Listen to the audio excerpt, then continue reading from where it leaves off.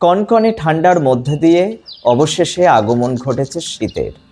কিন্তু বাঙালিদের রসনা তৃপ্তির জন্য প্রকৃতিমা কোনো কিছুর অভাব রাখেনি। তার মধ্যে একটি হলো নলেন গুড়।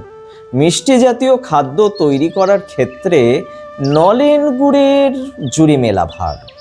কি সন্দেশে, কি রসগোল্লায়, কি পায়েস থেকে শুরু করে মোয়া পিঠেপুলির সাথে নলেন গুড়ের স্বাদ জাস্ট ভাবা যায় না। কিন্তু আমরা কখনো কি ভেবেছি তাদের কথা, যারা প্রাণান্তর পরিশ্রম করে এই গুড় আমাদের মুখে তুলে দেন রসনা তৃপ্তির জন্য? চলুন আজ কথা হোক তাদের ব্যাপারে। ক্ষেতের আলে, পথের ধারে সারি সারি খেজুর গাছ। সেই খেজুর গাছের গভীরে সঞ্চিত রস সংগ্রহ করেন একদল মানুষ। রোগা ভোগা শরীরে খেজুর গাছের অমসৃণ গা বেয়ে উঠে পড়েন একেবারে মাথায়। সেখানে সুনিপুণ দক্ষতায় বেঁধে দিয়ে আসেন কলসি। তার মধ্যে একটু করে জমা হয় খেজুরের রস।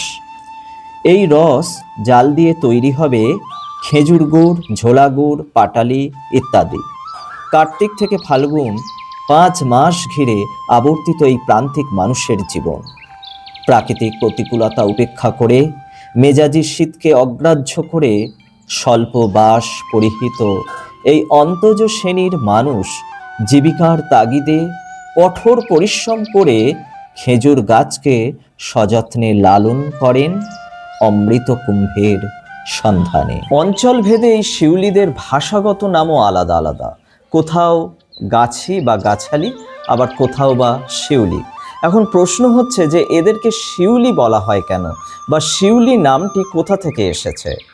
সে বিষয়ে ভিন্ন মত রয়েছে। তবে তার মধ্যে একটি হলো, এরা গাছের শিয়রে বা ওপরে অথবা গাছের শীর্ষদেশে উঠে কাজ করতে হয় বলে এদেরকে শিয়রি বা শিউলি বলা হয়।